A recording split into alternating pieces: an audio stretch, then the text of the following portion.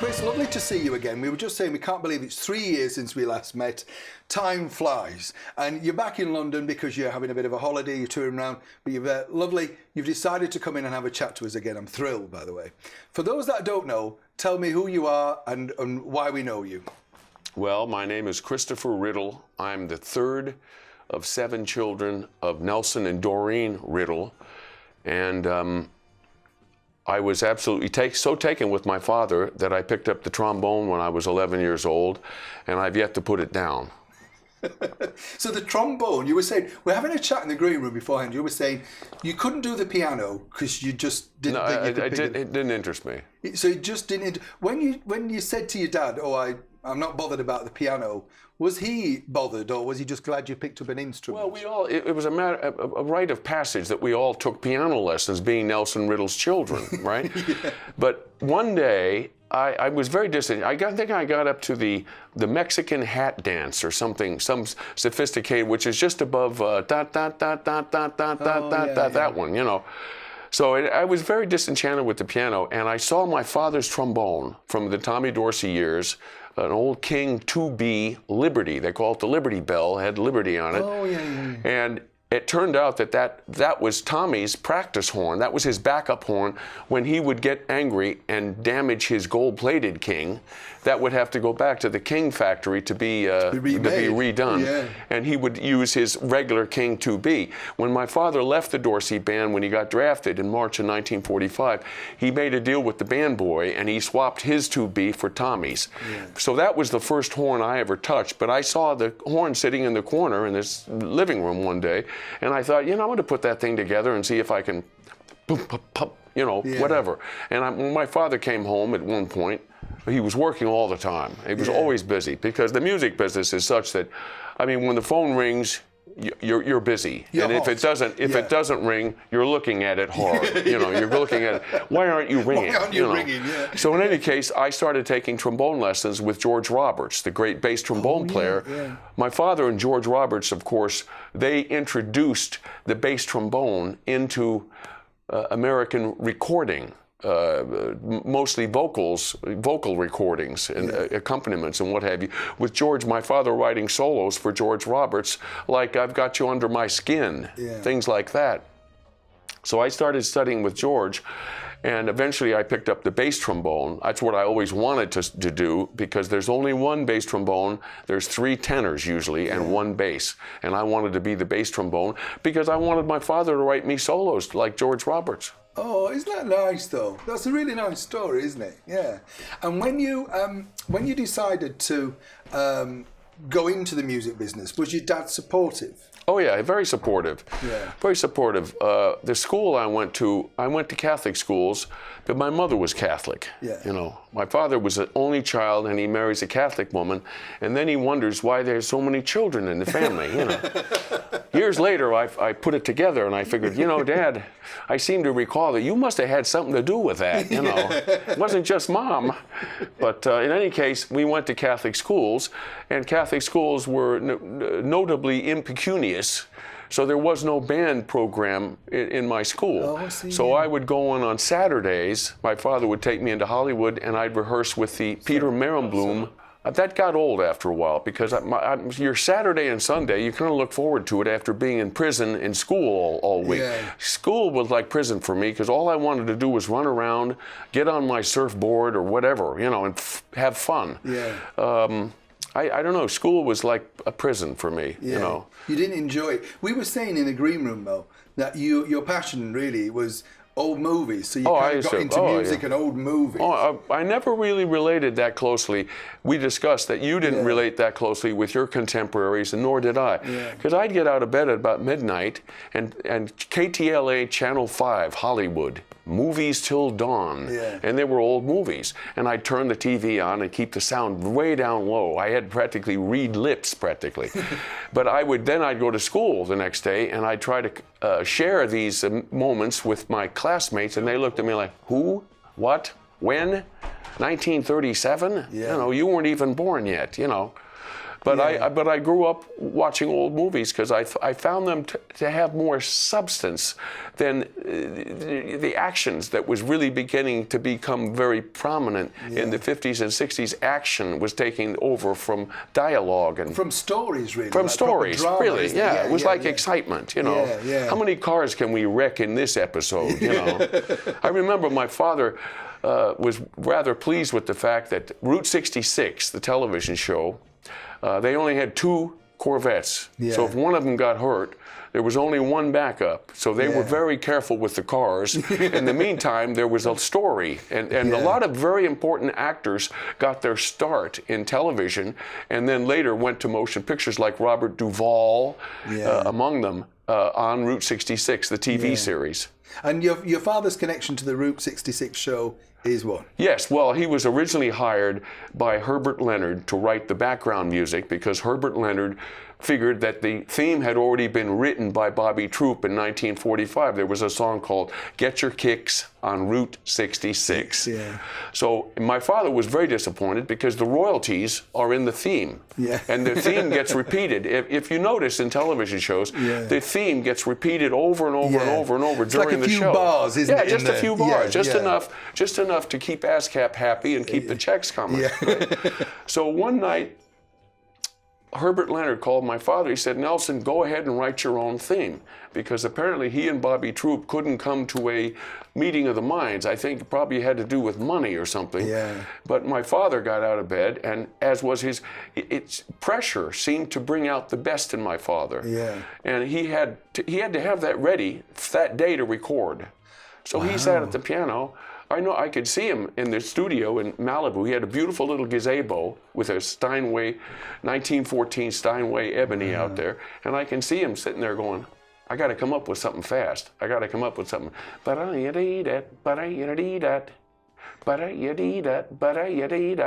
was the whole thing. And then he filled it in from there with the chorus, you know.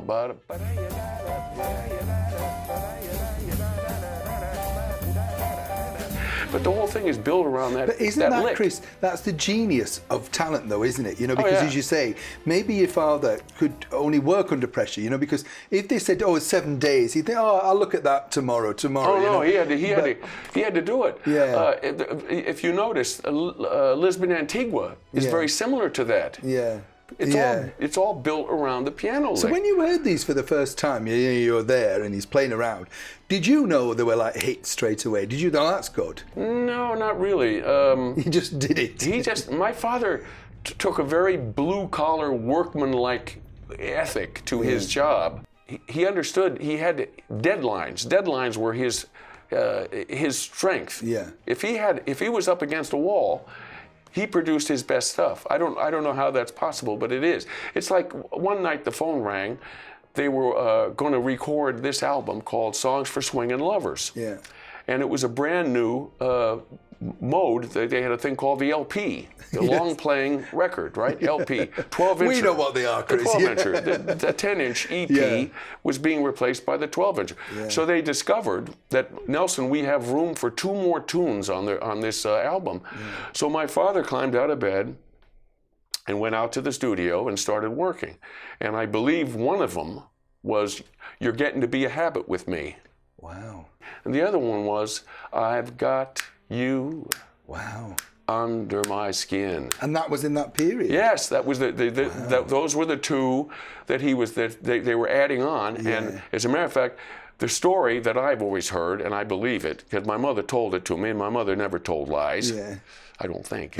But, she's a good Catholic. She wouldn't admit to it anyway, let's put it that way. But she said, I was driving that night, I drove your father into Capitol Records, and he was finishing I've Got You Under My Skin in the back seat while we were driving. He had the light on. Yeah. The dome light on. That's just talent, though, isn't it? I mean, that is talent, you know. And then Frank asked my mother and father out to his place in Rancho Mirage, and my father said he played the thing 24 hours a day. He kept playing I Got You Under My Skin. He just was he was over the moon, as it were, right? And you were lucky enough in this period to know, through your father, all these great people, what we consider now supreme legends of show business. So Frank Sinatra, to you as a young boy, what was he like to you? Oh, he was very nice. He was a very nice man. He was very congenial. He was very solicitous of your if you wanted, would you like something else? I'll get you something else, or whatever, something else to drink, something else to eat. I would go over with my father to his house on Cherokee Lane. As a matter of fact, if you watch that old film, Ocean's 11, that's the house. It was called Japanese Modern. Oh, right. Frank kind of designed it with, he had a Japanese houseboy. Yeah. And I'd go over there with my father, and my father would sit at the piano with Frank and Bill Miller, whom my father put with Frank as an accompanist because he realized he needed certain people. My father put Bill Miller with Frank Sinatra, and he put Irv Cotler, the drummer, with Frank, because Frank would travel a lot with a septet or a quintet. And he needed consistency. So they would be working out arrangements at the piano, and I'd be out at the pool, and the Japanese houseboy would bring me lunch and what have you. What a life, Chris. I tell you, if people ask me about my life, I say, well, I started at the top, and I'm working my way down, and I'm having great success. Not really, though, not really. But I know what you mean. I remember another occasion when I was in Las Vegas in 1974, the recording industry in Los Angeles. I was a studio bass trombone player, and the business was slow. So I transferred to Las Vegas, the local 369 of the AFM. I still was a member local 47, my home local. But they wanted you to go up there and star for 6 months because they didn't want people flooding the place, right? Musicians. So I went up there and I signed in every Monday, and then I got in the car and headed for LA if I had a date. Maybe one date because I had to pay the rent, you know. But in the meantime, I might have $10 in my pocket, but I had a Savile Row suit that my father had made for me when I was over here in '67 when he was doing the TV shows with Matt Monroe out at the BBC. And I had maybe $10, but I could go see Frank Sinatra for free.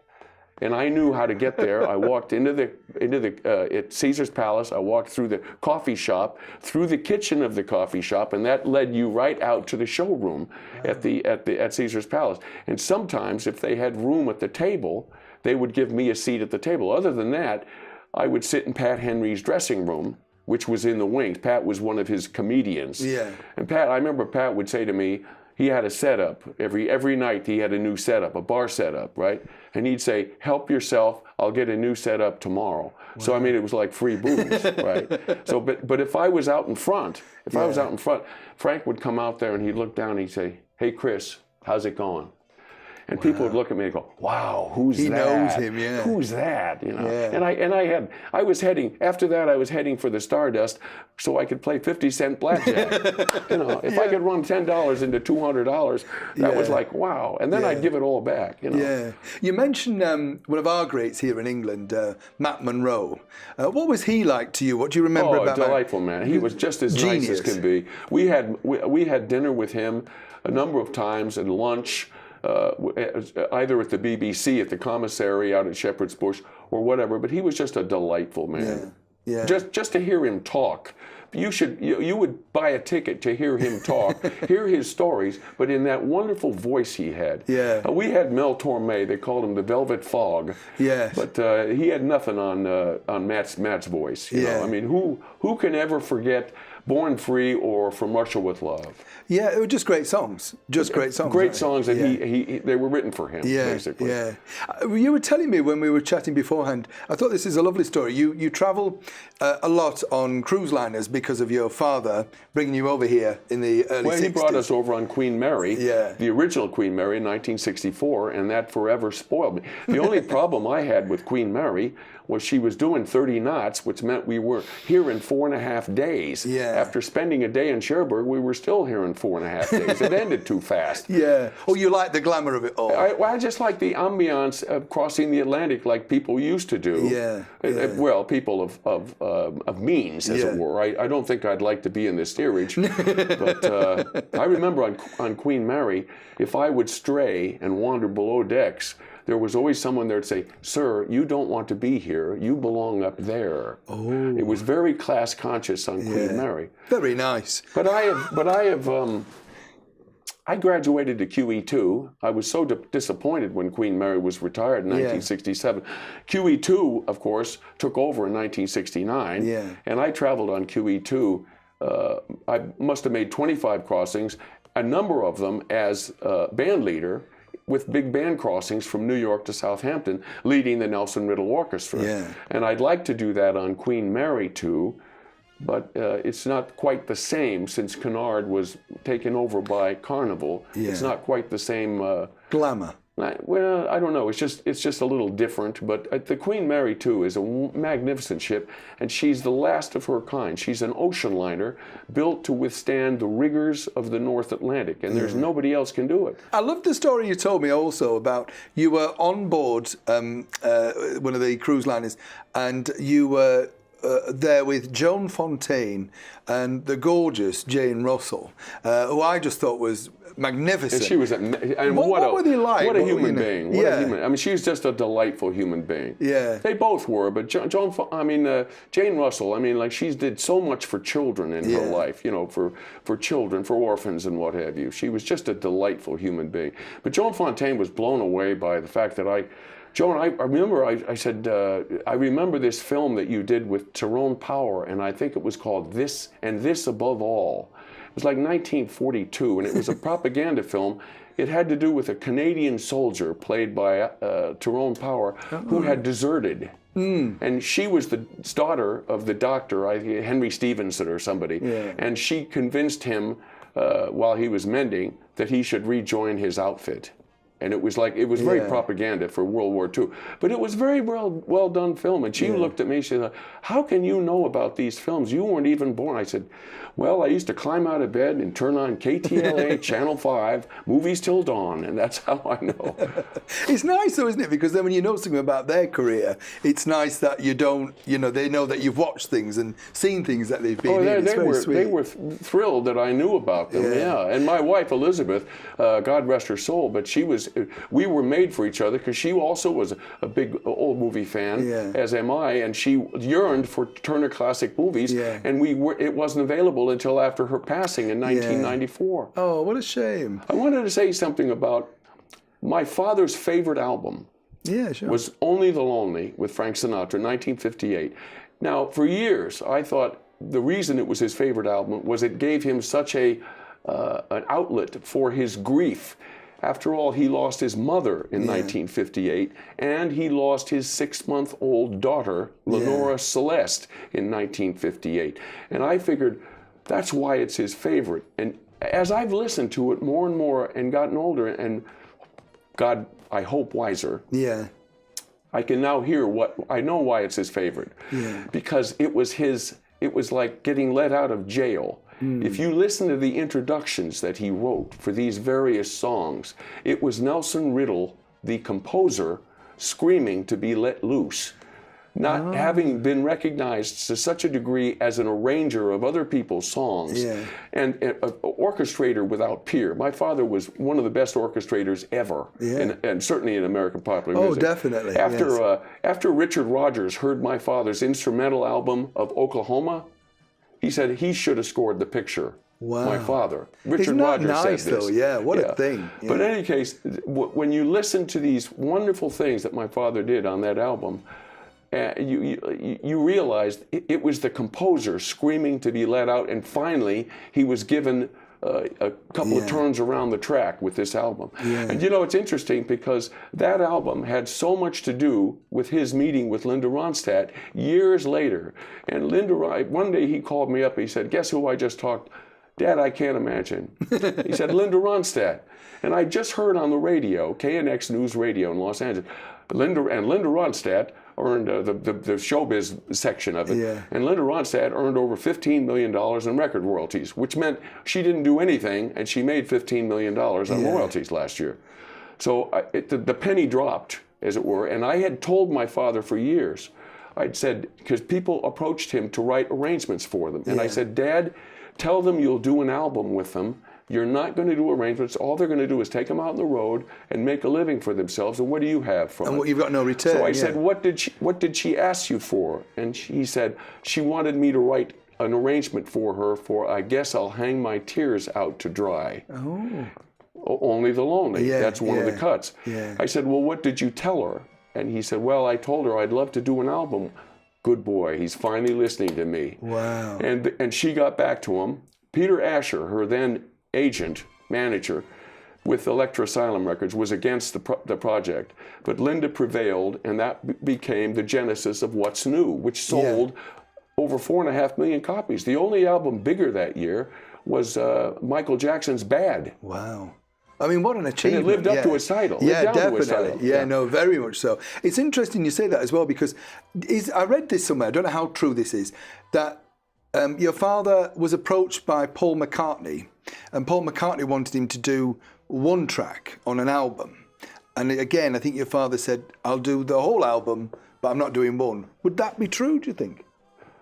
I'm not familiar with that, so I can't testify to it, but I would say that was probably true. Remember, my father did that wonderful arrangement that was recorded by the Los Angeles Symphony Orchestra of Something. Yes, yeah. And there's nothing like that Something. That is something to behold. Yeah. It is so beautiful, his rendition. He didn't care that much for the Beatles composition-wise. He also did a wonderful arrangement of, God, what's that one again? It's a Paul McCartney. There's so many. Oh God! But he picked them out and he found the ones he liked. But he something that with Sinatra, of course, you know. Yeah. But that it's breathtaking, and it's unusual for my father to have done one song on an album because but you know, Frank stuck it to him at one time when he did Strangers in the Night. Frank did a single, Strangers in the Night, and it was a big hit. Surprise. Massive, It was a surprise. So they're, okay, let's build an album around it. Problem was, Ernie Freeman wrote the arrangement for Strangers in the Night, which was a very campy, nothing song, right? My father got even, though, with Summer Wind, the most beautiful girl in the world. What else is on that record? Yes, Sir, That's My Baby. No, Sir, Don't Mean Maybe. Downtown. I mean, whatever. You know, he that was his way of getting even. I mean, your father and yourself, the connection of music, I can see you're passionate about music. It's obviously in your blood, as they say. But, I mean, he was so lucky, and they were so lucky to work with him. But Nat King Cole, I mean, you know, even today, everybody knows Nat King Cole. Why do you think these people have lived on other than their talent? You know, is it great songs? Is it just the time? Why do you think they've lasted so long? Well, I like to think a lot of it had to do with my father's arrangements. My father, of course, the whole thing with Nat King Cole began in 1950 when Les Baxter approached my father to write an arrangement for Nat King Cole because Capitol Records was interested in expanding Nat's vista beyond Nat and his trio to orchestral backgrounds.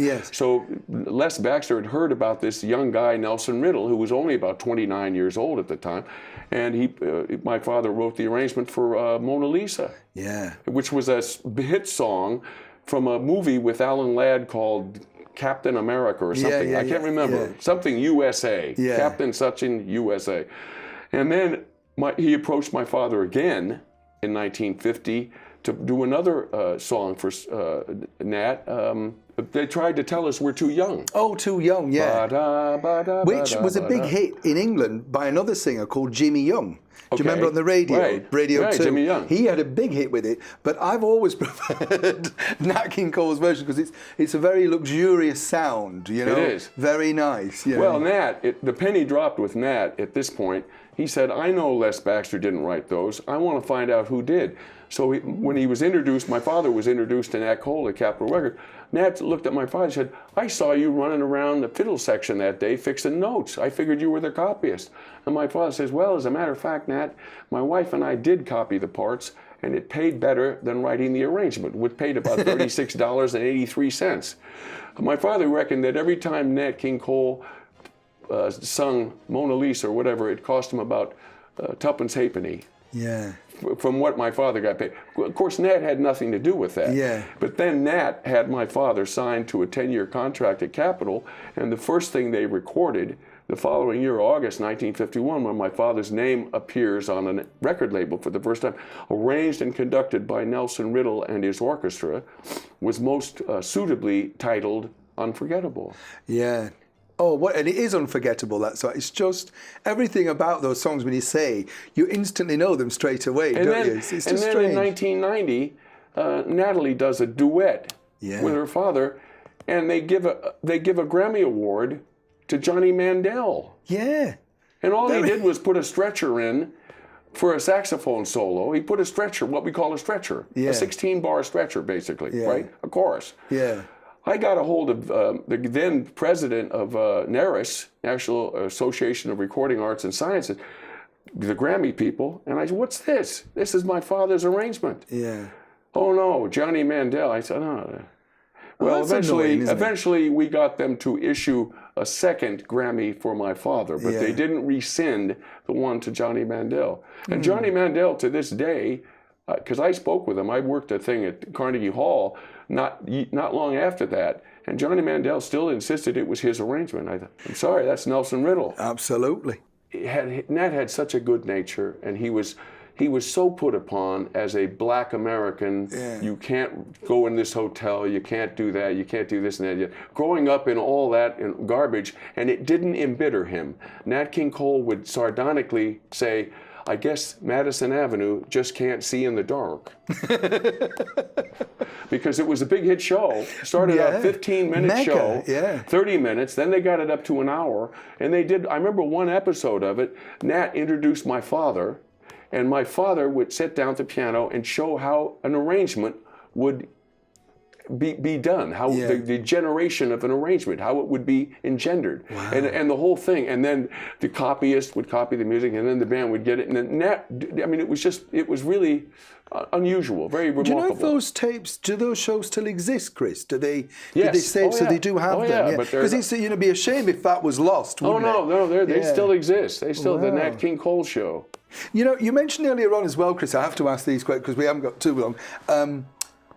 I didn't know this, that in the 1960 inauguration of the President Kennedy, that your father was running the show musically. Right. I mean, an amazing, historical thing to be part of. Frank had a DC-7 at the time. Wow. A 4-engine Douglas airliner. Yeah. And he flew the whole orchestra out from Los Angeles. Wow. And it was a party all the way. I can imagine. I know a lot of the guys in the band that, like Tommy Shepard and what have you, Tommy Peterson, all these guys. And then on the way back, it was another party, even bigger one, But I mean, in those days, it took over 8 hours to fly across the country in a propeller plane. But my father was music director with Frank Sinatra producing. Frank was a Democrat in those days. Yeah. Later on, he became a Republican, and it was Ronald Reagan. Yeah. But my mother, I remember my mother told me this story because, and my mother, God rest her soul, she got us photos of JFK signed to us. I have a photo of John F. Kennedy behind his desk signed to me, as do the rest of us, except the ones that weren't born at the time. Right? A little tricky. Actually, there was only one of us that wasn't born at the time, and that was Maureen. But Cecily got one. Cecily was born in January 1960. January 26th. Well, maybe she doesn't have one either, because she wasn't born yet. Yeah. That was January 21st. Oh, no, she was born in 1960. She has one, In any case, it started snowing the night before, the inaugural ceremonies. So that would be January the 19th, it started snowing. So there was a big blizzard in Washington, D.C., and it was very difficult to get cabs to the site where the ceremony was, where John F. Kennedy was going to say, ask not what your country can do for you, but ask what you can do for your country, and various other things. And so she wound up sharing a cab with, of all people, Sir Laurence Olivier. Wow. who promptly said to her in the cab, said, "Just call me Larry." But I mean, my mother was like, she was over the moon. Yeah, you know, starstruck. absolutely. And then later on, years later, my father and Frank had a schism. As I mentioned, the Peter Merenblum Orchestra. My father was a big supporter, and they wanted to do a fundraiser for the Peter Merenblum Orchestra in Los Angeles, youth orchestra. Yeah. And they threw a big party at the Century Plaza Hotel, and they called it a tribute to Nelson Riddle. And they approached Frank Sinatra to be the compere of the evening. And they moved the date 4 times. 4, count them. Wow. I'm losing count now. They moved the date 4 times to suit him, and he wound up sending his lawyer, Mickey Rudin, who looks like a guy from Central Casting for the Untouchables, right? Yeah. You know. He had that sort of look, Right. didn't Yeah, he? he had that look, like a 45 under each arm, you know. So my father, I'll never forget, they gave them this crystal bowl engraved and everything, this beautiful thing from Waterford. And I'll never forget, my father was sitting there, and he just looked like the Grinch that stole Christmas stole it for good or something. And he said, "I'll never work for that man again." That was 1978. And he didn't until the phone rang one morning in 1984, December. And it was Frank on the phone. And he calling my father from Washington, D.C., and asked him if he would reprise what they did in 61 for Reagan's second inaugural in January of 85. And my father agreed to do that. That was the patching up thing. Yeah. And as a matter of fact, Frank and he did make up, and he was working on a 3-CD compilation of American standards, much to his delight, none of which they'd ever recorded before. So he wasn't going to do any remakes like he'd done when Frank brought him over to reprise from Capitol. My father couldn't have been happier. Yeah. But in any case, so Frank at one point noticed that there's a time difference, realized that it was, while it was 9:30 in Washington, D.C., it was 6:30 in Los Angeles, in Bel Air, where my father lived. So he observed, he said, "Nelson, I'm really sorry I failed to take the time thing into," he didn't think about that. Frank slept about 4 hours a night, maybe, with great regularity. He was always going. He's very hyperactive. Did he have a lot of energy? Or was energetic? He just had, everything was going on up here. The sparks were flying all the time. So in any case, he apologized to my father for calling him so early. My father had a very dry wit, and it was honed over the years from growing up in the Great Depression, you know, where nobody had any money. Yeah. He went to his music lesson, his trombone lesson one day. That's another reason I picked it up, is because my father. Yeah. And the professor, he was on his 8th lesson. And the professor, his name was Professor Didymo in New Jersey, where my father grew up, an Italian. And the professor, at the end of my father's recital, he said, "And don't bother coming for your next lesson." And my father was crestfallen. He said, "But Professor, I've worked so hard." He says, "Yes, but your father has yet to pay me for the first lesson." Oh, gosh. They were $1 a piece. Yeah. Right. So So this in is a any lot case, of money then, though. $1. Oh, God, when you've that got was a no lot of money. Yeah. But in any case, my father's dry wit, once again, and he said to Frank, he said, "That's all right, Frank. I had to get up to answer the phone anyway." And I said, I looked at my father and said, "What was his response to that?" Silence. Just as he didn't respond to it. Oh. But I went back with my father because I was a big supporter of Reagan. I had been a supporter. I was only sorry that I was too young in the 60s to vote for him for governor. Yeah. And Ronald Reagan was a member of the Democrat Party for years and years and years, and when he was president of the Screen Actors Guild, what have you. And years later, when he changed the Republican Party, he said, I didn't leave the Democrat Party. The Democrat Party left me. So his true colors came out. Yeah. And now the Republican Party, unfortunately, we won't go into politics, but I call them all rhinos, which means Republican in name only. They're really Democrat light, if the truth were known. I know what you mean. Listen, we have to finish soon, but I want to ask you a couple of quick questions. Judy Garland, you met her. Your father worked with her very successfully. But as a character, I know she's supremely talented, but what was she like? What were your memories of her? Was she a warm person, friendly? How was she? It was forced with Judy. Oh. She was very introspective. Oh. Very introspective. When she did come out, she came out with all guns blazing, as it were, you know. But it wasn't easy to get her to come out. She'd had a strange childhood, remember. Her parents had sort of groomed her, and you know, they'd put her on drugs that would discourage her from eating, so that she wouldn't put on any weight or whatever. I mean, she had a strange upbringing, Judy. She was born, I believe, the same year as my father, 1921. Yeah. My mother loved Judy Garland until a certain photo of my father and Judy Garland came out, and that's the one with her on his lap in the studio at Capitol. Yeah. My mother didn't take kindly to that. Well, you can understand that though, Chris, can't you? I mean, you know, there's your mum, there's Judy Garland on her husband's lap. Not very nice, really. You see what I mean? No. I mean, your father, to me, I think the first time I was aware of him, not necessarily, this might shock you, but not necessarily through all the greats of Sinatra and everything, but I know he did something with the Batman theme. Right. You know what I mean? And well, when you're a kid, do the theme, unfortunately. Neil Hefti did the theme, and it must have taken him 30 seconds to write it, you know. But my father did something with the Batman show with I can't remember the music editor's name, but it was very clever. They would coincide with when someone would get pow. My father would hit it with something in the orchestra. So it was always underscored with something. So there was something going on. I remember sitting in on some of those sessions when I was a kid out at 20th Century Fox, and watching my father, you know, because it was out of tempo, these things. So they did it what they call wild. They scored this thing wild. It wasn't timed out.